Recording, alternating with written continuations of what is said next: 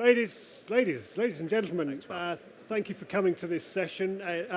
It is on with so much emphasis on regulation on F&I products. This is about unregulated products and therefore unregulated add-ons and opportunities for you. And we've got a panel session here, which means basically that it is as much of an open session for you to quiz our three guests as it is as much for me to do that for you. So please use the next 30 minutes with as greatest value as you can. And as I keep saying, don't get home tonight and kick yourself coming up with a wizard question. Please do it now.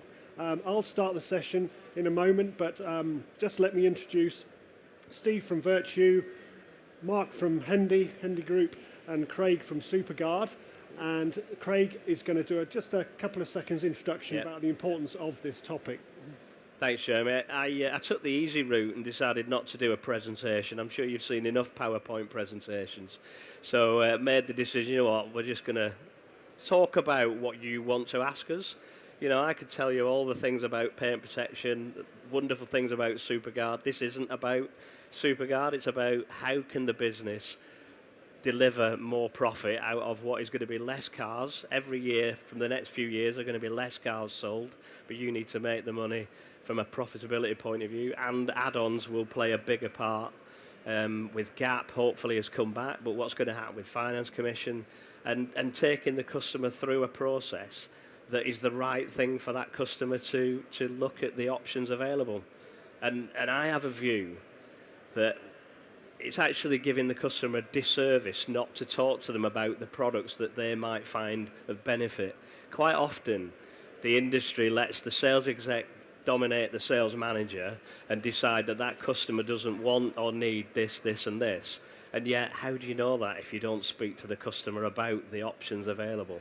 And I quite often say to not offer someone a product is actually treating them unfairly, not treating them fairly.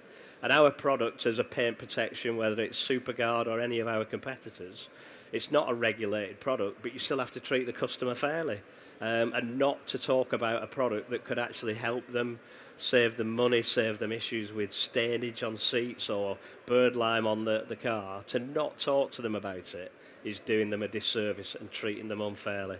So I think we're going to take kind of questions. We've got some questions that have already been sent in. And I think I've been in the industry 40 years, started selling Nissans in 1984. And I don't know whether to ask Mark how old he is or how old Steve is, but I reckon there's over 100 years of experience in the motor trade here. 31. So 31 years, obviously. How many years, Mark? In the trade, 46 years. 46. Did you start cleaning cars at 10 or something like that? Yeah. So it's 40 years. Between me and Mark, there's nearly 100 years, and then Steve, obviously, only a few.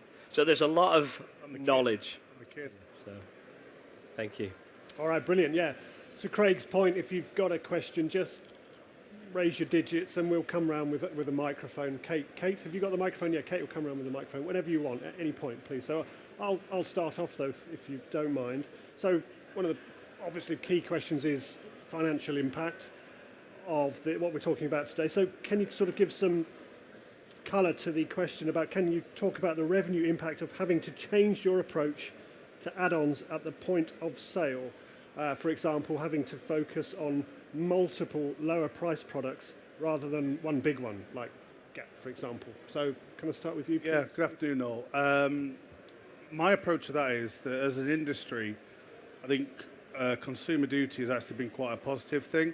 It's made us all reflect, are we actually giving good value on all products? And I think if you were only focusing on one, yes, it gives you that finite focus, but as you were saying, it's not giving you and the customers full opportunity of what's available. And pricing the products right, and the key critical thing for me is when the job's quiet, which it is between now and Christmas, it's ensuring that the sales process doesn't slow down. If you've got your sales process knitted and you're giving the customer the right value at the right time, by the time you get to the actual point of order, you've earned the right to sell the products. So a choice of products to suit the customer has to be the right approach going forward. The pricing has to be right and the sales control and process, which delivers that.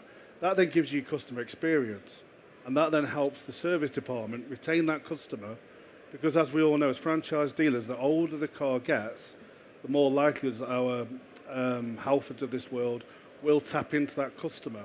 We have to build value, and maintaining that value on a spread of products gives us more opportunity to get that customer back.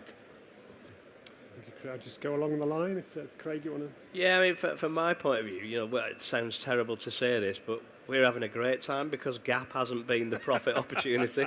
Now it's Finance Commission. So all as paint protection provider, can see some of my competitors in the room, we're currently getting more out of less because it is a product that isn't regulated. But back to what I said, still doesn't mean you shouldn't look after the customer when you're actually presenting the product. But it is...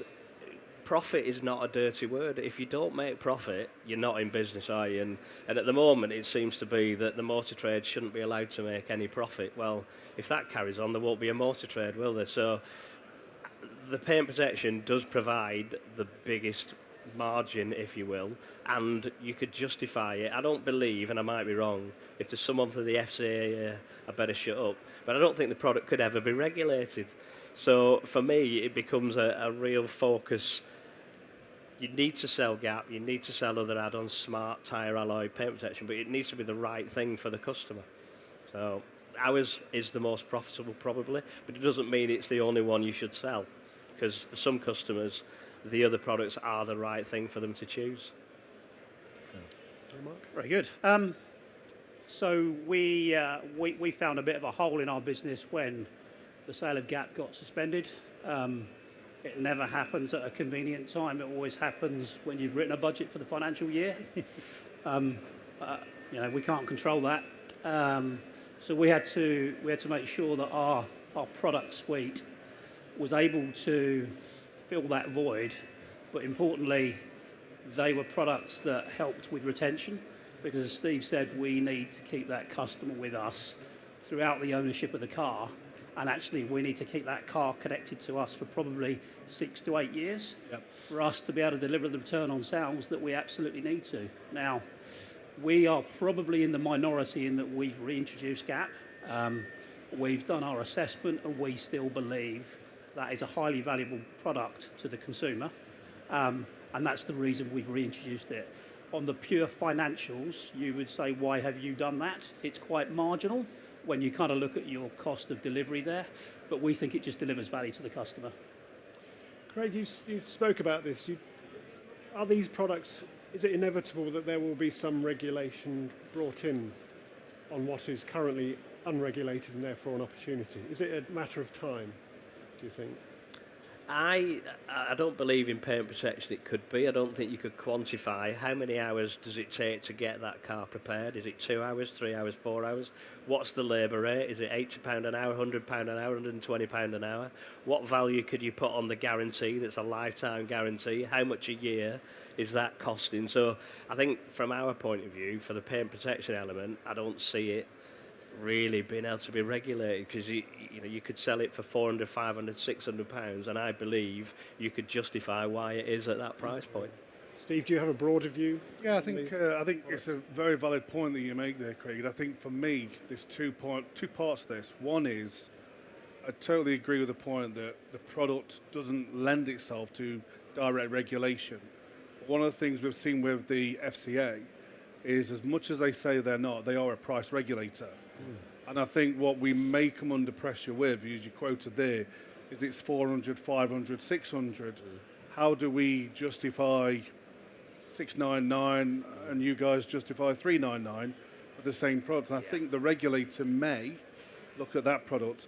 But I think if we open up to more non-insured products, we've still got extended warranties, service plans, maintenance plans. And I think we've got to ensure that the pricing of those someone doesn't run away with their pricing model to become to be an outlier, which makes the regulator think we need to look at it from a pricing perspective. I totally agree with the point that from an insurance point, there isn't an insurance link for them to get hold of it. Do you want to talk to that? Interesting, yeah. I think if paint and fabric is attached to a finance agreement, it could be questionable.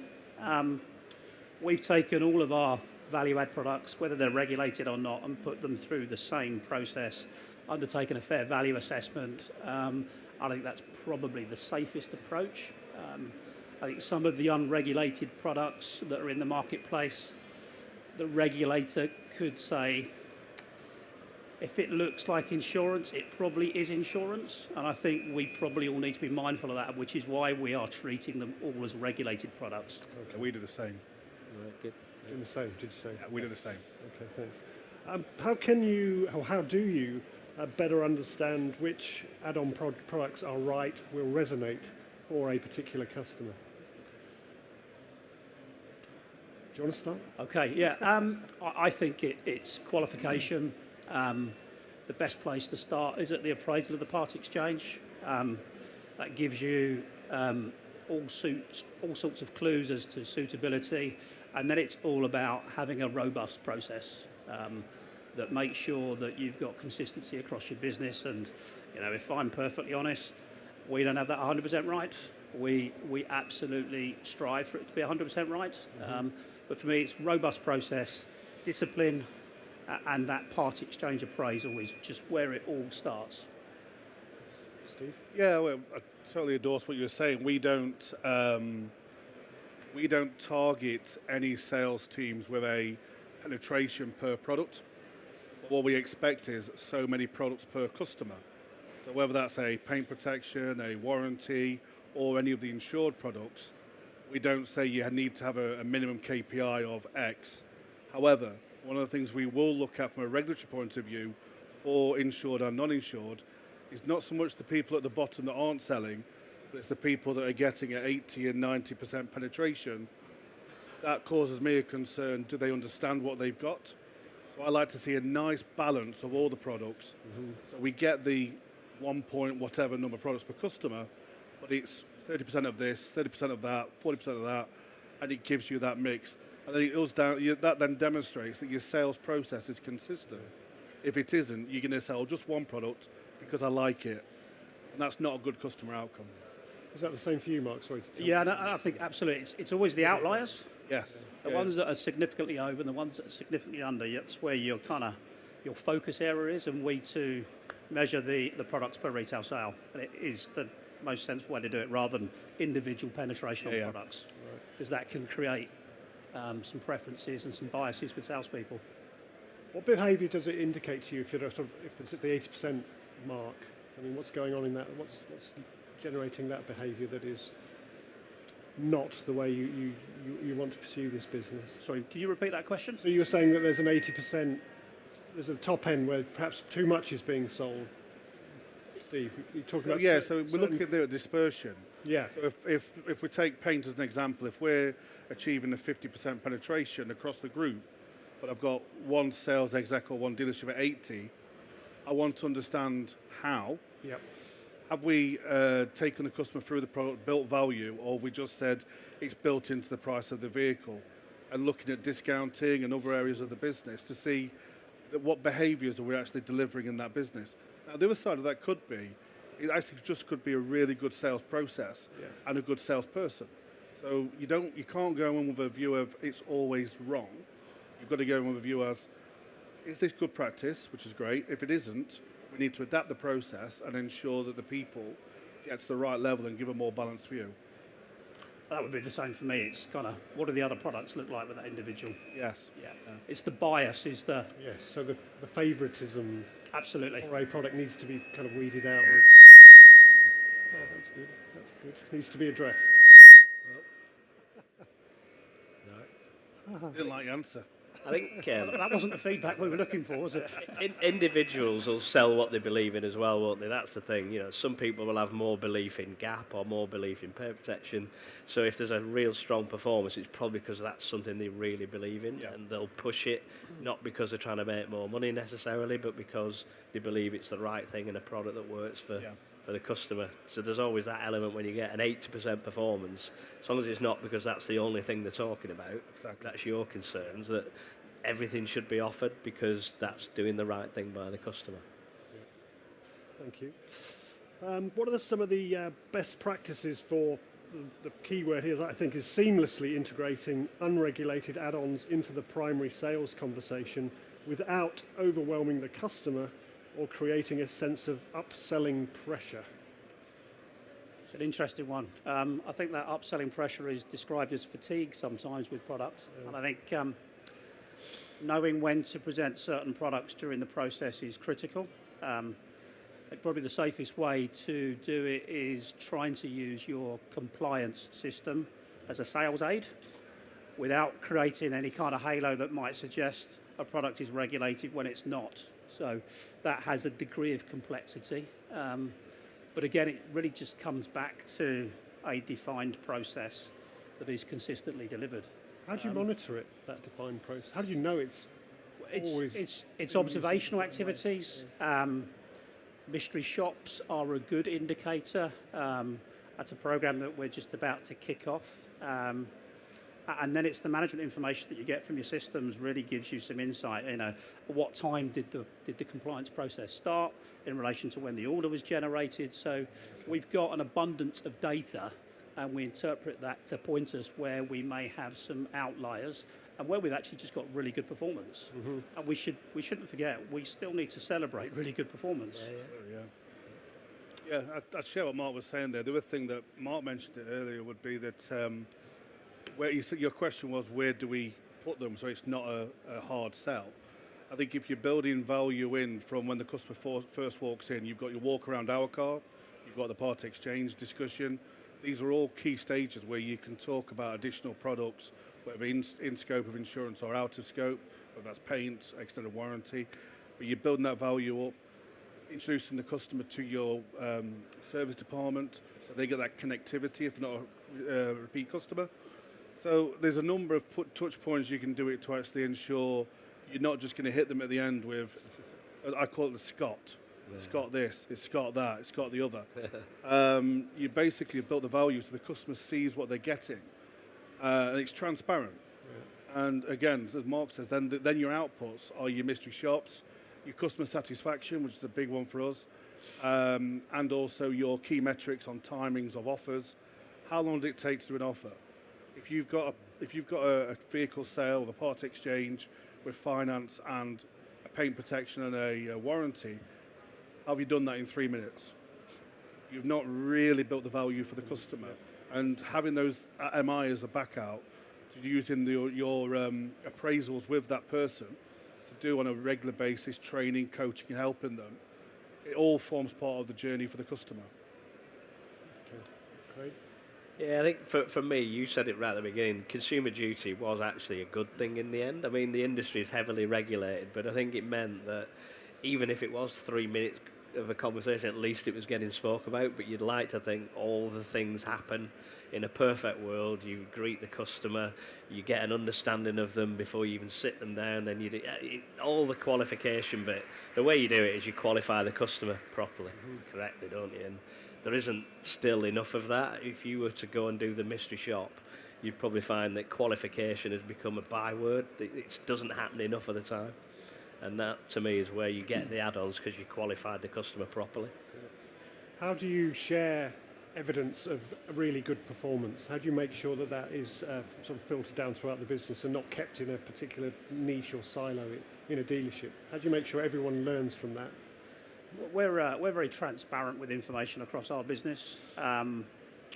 We use it as a motivational tool more than anything. And actually, if you're a sales advisor that's somewhere here in a league table, actually you want to talk to someone that's up there to kind of learn how they're doing it. So we cascade information out around value-add products twice a week across the group. How do you do it? It's generally using some insights data that we then push out via email. The teams all have access to it, but we think it's easier to put it at the top of their inbox as well as them diving in to look at it. And our F&I team push that out, as I say, on a Monday and a Friday. We put all sorts of measures in there, and we tend to rag rate where we are at a branch level. We don't go as granular as individual sales advisors because that would be too many for us. I'd hate to think what it's like for you, Steve. We've got a few. Yeah. Similarly, we also have divisional and dealership monthly and weekly meetings where we celebrate success. We also have our Masters Award, so the top selling service plans and warranties get recognised, and our paint protections. that's done every 6 months. So all of the execs are on a league table together. And what we try and do is on those videos that's done by the directors is to call out good practice, call out a consistent performer. One of the things we don't like to do is call out Steve for a really good October and then he bombs in November. So we try and look at someone who's rolling consistency over 3 months. Okay. It's say we've got a performance here that's embedded. It isn't just pure luck or the customer base. This is someone who does it. They live and breathe by our process. But they have to also have good customer service. Without that, we don't want to recognise someone selling a lot of product if the customer outputs aren't where we need them to be. So the two go hand in hand for us. Craig, any point on that? I think that peer pressure is a wonderful thing, isn't it? And that's what you're really saying, isn't it? Yeah. You know, you have a bit of peer pressure. We do it when we're talking to one business. We might not say what the other business, the name of the other business is, but we'll share the percentage level that they're achieving against what that business is. Peer pressure is a wonderful thing to get people to say, well, I want to be that good. I think more than anything, it demonstrates it can be done. Yeah. We're not asking for confidence. the unachievable. Yeah. Does that address in its own right the perhaps evidence of sort of underperforming sales techniques? Absolutely. Yeah, it shows you where you need to offer support, coaching. But you don't need to single out perhaps those in the lower quartile. You wouldn't call out individuals in that way. Out loud, but No. addressing it is through. But you'd expect local sales management to dive in a bit deeper on the data we publish and go, well, actually, if I'm here, why am I not there? And it generally means there are individuals in their team that aren't quite there. And we have a team of people that can help support that as well. Yeah, no one wants to be at the bottom, do they? Yeah. When they see themselves near the bottom, it's either confidence or ability. So if it's confidence, that's where the training teams come in. And if it's ability, that's where we've got to try and give them the right knowledge base to make sure that the process is followed properly, because it's a proven process. Whatever process we all deliver, we all believe in. So if we can demonstrate where the process is embedded, we can give you that knowledge base to get you to that level. And that peer pressure is absolutely critical. No one likes being at the bottom. And I'm not sure anyone likes to be average either. I've never woken up and thought, Mark, you're going to be average today. As a Forest one, I'll take average. Are there any particular tools or techniques that help identify a customer's interest in a specific add-on early in the sales process? Are there any signals that you look out for or that you kind of bring into the process? Mark said it, the part exchange appraisal is the ideal opportunity. You know, if you go out to look at a car, and now you should take the customer out with you as well, and straight away there's a child seat in the back, there's clearly an ownership of a dog. For us, that becomes manna to heaven, that they've got a child, they've got pets. Why wouldn't you have paint and interior protection? Remember, it's not just the paint for the bird lime, it's the seat that's going to get the child eating a bar of chocolate that drops on the seat that stains. And I don't know if you've ever thought about what does it cost to replace a seat, a back seat of a car. You're probably £500 to £1,000. So straight away your part exchange appraisal, and then you're looking at the alloys that are all dinged, and did you have tyre and alloy insurance last time? No, I didn't. Well, I'll talk to you about that later. I mean, all those hooks that you drop in, Drip feed, isn't the it? whole thing in a part exchange, you can do everything. Hook the customer. I'll talk to you about it later. Yeah. Do you remember I mentioned about your alloys? And that's how you become a seamless process, and you bring in the add-ons, and the customer doesn't feel like they're being battered. Right, here's this. It becomes part of what you're going to discuss. Yeah, I think ultimately your solution finding. Yeah. You know, you've found a problem and you've got a solution for it, and I think if it's presented in a really friendly but process-driven way, it's good for the customer, and they can make an informed decision. Yeah. Okay. Yeah, agree with everything the guy said. There's nothing more to add. It's just all about slow it down, talk about it, do it with confidence, and then refer back to it when you actually get to the point of actually going for an offer. Is it ever as unsubtle as saying not so much what car do you want, or are you interested in this car, but what do you want to do with this car? What's its purpose in your life? Is that question ever just going to do with it? That's part of the part exchange walk around. As Craig was saying there, if there's a dog in the back, where do you walk the dog? Do you go to the beach? Do you go to the woods? That sounds wrong.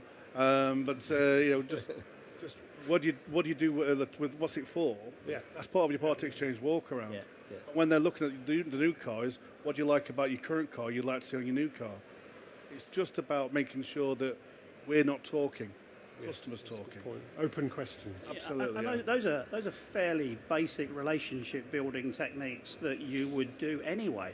Because the first thing you have to do when you're selling anything is create a relationship, because you've got to create that trust. And you can't do that if you don't know anything about the customer. No. It's really difficult. Okay. What about measuring impact success? What kind of metrics or indicators are guiding you on what of the unregulated add-ons are resonating with customers or not? How do you actually on a day-to-day basis measure what's working and what isn't? There's two fronts. First and foremost, Craig talked about putting peer pressure on us by saying that we're doing such and such with another group. So that measure can get a view as to the wider position, because you may think that your performance is in a good position, but actually someone's doing a better job elsewhere. So your measurement starts with your partners, whatever the product is. You then look at your own individual KPIs that we both spoke about, an average number of products per customer, irrespective of which one it is, and then looking at your CSR, your retention. How many of those customers are coming back? How many of those customers end up in your service department? All of that builds to say, I've made X pounds at the start of the product, but actually the lifetime of that customer, as Mark was saying, that 2 or 3 training cycles of that customer is where the long-term life cycle profit comes in. And that's something you have to measure overall. You can't work on an individual car sale or bike or van, because that's not really going to get you the output. You've got to look at it more in the helicopter mode for me. Yeah, I think in terms of the products, if I look at non-regulated cosmetic and tire and alloy, we would look at the incident rates to make sure that's delivering value. We did a robust value assessment of those products, and it is delivering exceptional value to the people that have taken those plans, exceptional value. And you have to go, why would you not take that? Yeah. Because that is really protecting the future value of your asset. Yep. I hate to use the expression no-brainer, but some of those But you products just have. I have. Some of those products really are that. And this comes from someone who's just scuffed 2 alloy wheels on the passenger side of a brand new car. I just blame the wife. That's the simplest. I mean, I'm just too honest and transparent to do that. I'm not when it comes to that sort of thing. Craig, do you want to speak about, so, I mean, Steve talked about it, the influence that you can place on your customers to say, look, I don't know if there's league tables and metric scoring of different customers, but quite often you have to be mindful of, do Vertu sell 4 products and do Hendy sell 2 products? So if you're selling 4, if you're going to sell 100%, 25% each, but Hendy are only selling 2, you're 50%. So you can't just say that dealer group's doing 60%, you're only at 25%, when that dealer group only sells paint protection. They don't sell smart, they don't sell tire lights. So you've got to be mindful of, when you're exerting peer pressure, that the group, you're comparing someone selling 3 products with someone selling 3 products. Yeah. And then you can talk openly about the penetration level that you can achieve. You know, I get reports through and you'll see that this A dealer group sells 4, and you're always hoping that Supagard's up at 50% and the others are at 10. But quite often it isn't quite like that, is it? You know, but they might all be 25. Balance, yeah. But you have to be mindful of that when you're trying to exert that peer pressure as well. when you've sold a vehicle, do you almost immediately do a follow-up to the customer about what the sales process was like? And does that include such sales of these products Absolutely. as well? Has to, because it's part of the journey. I don't think you should ever fracture one part off. It's what the customer's experienced. So we go through the whole journey from how they were met when they started, and Mark's mentioned it already. Mystery shops also give you a much bigger barometer on that, because the problem with looking at the customers you've sold to, they're not the ones I'm interested in as much. I'm also interested in the ones that we've not looked after. Who walked onto our pitch and ended up going next door to Mark's. I'm interested in those. So mystery shops, as well as follow-up customer satisfaction calls, they knit together because they give you a full picture of the customer who's not bought and the customer that has bought. And that, to me, is quite a critical one as well. We have a central team that rings up all customers that don't buy as well, just so we get a view. What was the reason? Was it price, or was it Steve, or was it something else? And it's important to understand that, because you can then train and help the guys that aren't converting where you want them to look after the customers. So I think it is part of a multiple approach you have to take. I think the other thing I'd want to point out, you don't have to sell everything to the customer at the point they order the car. You know, you order a new car today, it could be a month, 3 months, 6 months, so they haven't taken a particular product on the day they ordered the car. That doesn't mean they won't take it at some point in the journey. Even a used car, there isn't many that buy today and take it today. Quite often you buy a used car and you might take it in 3 or 4 days, so you've still got that window where you've got the customer to a point that they didn't want to necessarily pay any more, but you haven't introduced a product. You've still got 3 or 4 days to introduce it. So That's really fair observation, because the journey for a used car customer can be very different to a new car customer in terms of that lead time in between the order and delivery. We're really looking for our app to make a big difference in that time, to almost, I don't want to say sweep up on products that haven't been taken, but just remind people about the value in them. Yep. And actually nurture those new car customers during that lead time, just so they stay connected to us, because there can be a void when an order's placed and when the delivery happens, and I think that void represents risk of cancellation for us. So we need to be constantly reminding them about kind of where the vehicle is in the process, the products that are available, the accessories, and we think that our app is the best way to do that and keep the customer connected to us. And I'm not going to be controversial here, but rather than the OEM, I want that customer connected to Hendy first. I'm just going to take a beat. Has anybody got any questions? I'll reiterate what I said earlier. You can just put your hand up while I... Please, sir. Kate's on her way.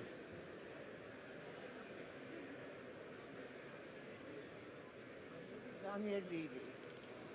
Not the famous Daniel Levy, before anybody asks. Sorry. The mic's not on. I think it is.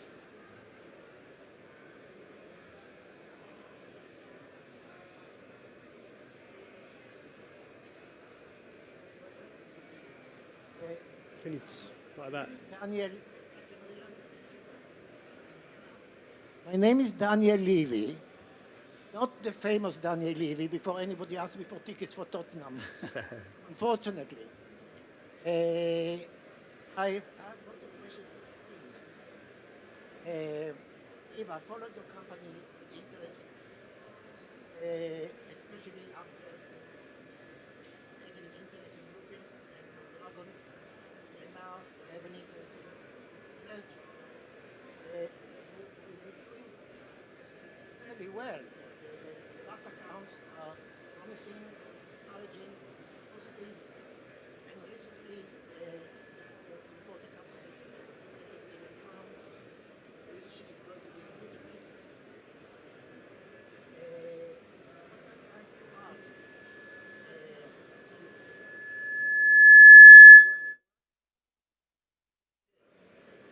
Steve, Vertu so low historically, when they are really, by all accounts, they are doing very well.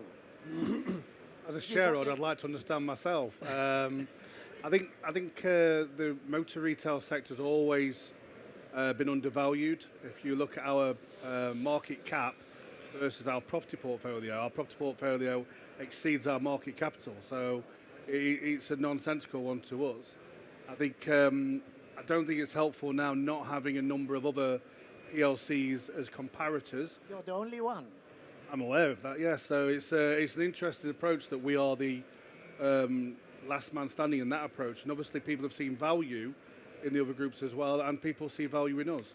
The challenge that people have in trying to purchase us is we do not carry debt. So what we are as a business is a cash-rich business, where other businesses did have debt to actually be looked after. So going back to the question, why is the value so low? I think this sector is under a lot of challenges at the moment. However, we're in a good place because we are cash rich. We are in a position to acquire. We bought another group just 2 weeks ago, which is a fantastic acquisition. Really good people. and a natural fit for where we are geography-wise as well. So hopefully the customer confidence will come back. I don't think things such as the motor finance at the moment is giving industry outsiders confidence in investing in the industry. Worldwide investors are questioning why is a regulator not in control of their business, and the law firms have superseded that. So I do believe there's a lot of outside influences that affects us as a business. I mean, yesterday the shares went down by 5%. I had the day off. 5%. I hold more than 1 million shares. So I lost a lot of money yesterday. We'll get it back. I instead of taking the train, I took the coach. I'm here from London. I think that's why we're all here, though, isn't it? The industry, as I said right at the beginning, you will sell less cars next year than this year. You'll sell less cars 2 years from now than this year. So every car you sell has got to be a profit opportunity. And with the electric 22% for this year and going upwards, becoming a challenging environment, I can see why currently maybe the share price has gone down, because finance commission, will it be there, won't it be there? You know, so there's lots of factors that are affecting the profitability of the motor industry, and everyone in this room, the profitability is going to come under pressure. The good old days of 22, 23 in COVID, more customers than cars, I don't know whether that'll ever come back again. So you've got to get better at everything you do in the industry. I always said, you know why dealers are called dealers? Because they're very good at getting round any situation and making it happen and making it work. And that the industry's got challenges, but the people in it are very good, and they'll overcome those challenges. And the profit and the share price of Vertu 2 years from now will probably go up again. Thank you. I've got... So do I. Thank you. One more question from the audience. Can you hear me okay, yeah? Listen, thank you. That was a really interesting discussion. One of the things that you mentioned was peer pressure as being one of the key strategies. What controls do you have in place to make sure that it's an unintended consequence of that, you're not getting that particular salesperson just to do what it takes to sell that next product? Because I guess as a regulator, you'd be looking in going, everything's about evidence, everything's about making sure that you can show the story of the customer journey and how the decisions were made. Are using leagues and peer pressure sort of opening up that challenge to say, whichever way we frame it, basically saying to somebody, you need to do more to get up the league. It's part of culture that we need to do. What controls would you recommend putting in place to make sure that should you get asked the question, you can evidence that that's not created the wrong behaviour? Yeah, That's a really good question. I think peer pressure is a very unfortunate descriptor for what we're actually doing. What we're doing is we're using the management information that we have and then creating a support mechanism to work with people to make sure that they are doing the job properly, following the process properly 100% of the time. And that all has to be documented so that we create that audit trail so that anyone on the outside looking in could lift the lid and go, yeah, I'm happy with that. And I think that's critical. And I think if it's not written down, it didn't happen, right? Yeah, I agree. And that's where we are with it. Documenting those individual conversations between a sales manager, a sales advisor and our F&I team becomes really critical just in case someone wants to look in. And actually, do you know what? That's really good practice anyway. And our people team would be very supportive of that approach. I think just adding to that, Paul, one of the things I would look at there is a league table can be used for peer pressure, but it could also be used to identify training needs. Both people at the bottom and also behaviour at the top. Some people want to get to the top, and that's just as concerning as me, that how they got to the top. So you're right to raise the point, what are league tables for? One is to give a semblance of understanding of your business. Two is to identify people that either don't believe in a certain product, whether it's a warranty or a paint protection, so you can train them and help them and make sure that their management are also giving them the site control and site support to get that performance. But I'm just as interested, the guys and the girls at the top, to go, why do I have this such dispersion? I like a really narrow dispersion because that tells me we've got a consistent sales process. Look at your, as I said before, key output for me also is customer satisfaction. If the customers are happy and you've got a tight dispersion, you're in a good position. It's good that we're so aligned on this because I've always said in our business, F&I dispersion is an indicator, it's the first red flag for poor sales process. Yes. It's where you see it first. And then also closely followed by inquiry management and conversion. And that's why that data is so important. It goes beyond the products. It actually comes to how are we treating customers who have blessed us with the opportunity to supply them a vehicle, and we've sometimes failed not to do that. And it's kind of, as Steve said earlier, I think there's so much more insight and learnings that are taken from the people that don't buy rather than the ones that do. And we think about there's data that's often published by Google that says there's maybe, 1.2 showroom visits per sale. We go, actually, our conversion rate should be touching 90%, but it doesn't. And actually, that's where we need to learn. If we're at 30%, I'm going to learn more from the 70% that didn't buy. Well, I think I've got one more question before we run out of time. What's the best lesson you've learned from customers that declined purchasing these products? The one thing that stands out and you think, I'm really glad I found that out because it's enabled us to tackle it head on. I think one of the things that you often learn is we've presented everything. I think we need to be sensible about what we're doing here through the qualification. And I think if you're bombarding a customer all at once with a load of products, that is overwhelming. How could you expect them to understand the features and the benefits of that product in that way? And I think that's possibly it. And it's interesting. You very rarely learn about that from the people that don't buy. You do from the people that do buy that particular aspect. And you go, well, why did you take this product over this product? And then you just use that as a feedback loop for the sales team. Steve? Yeah, I think I'll go back to something Mark said earlier about products and claims. If a customer has a bad experience with the product, or they don't think the product's been applied properly, or they don't think they were treated properly last time, that has a big impact on their next journey. So if we've acquired a customer from a competitor and they say, oh, I had that on the last car, it didn't do or did do, or I had a claim that didn't pay out, or this happened, we've then got to make sure that our claims process is transparent, that they can see the value in that, or they can see the adoption of the paint protection, how it's applied inside and out. And if they can see that there's a transparency in that and a desire to deliver, that's probably the best message you can take from a customer that has said, well, I've had that before and I don't want it again.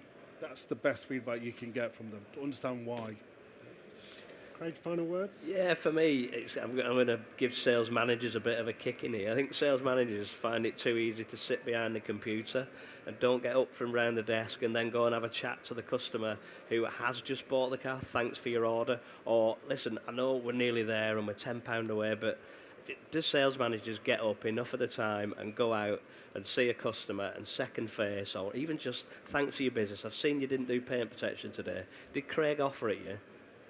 No, they hadn't even spoke about it. There isn't enough of that, and it's easy. Sales managers, they get it from there, it's a job that you think is a thankless task because they're getting it from all directions.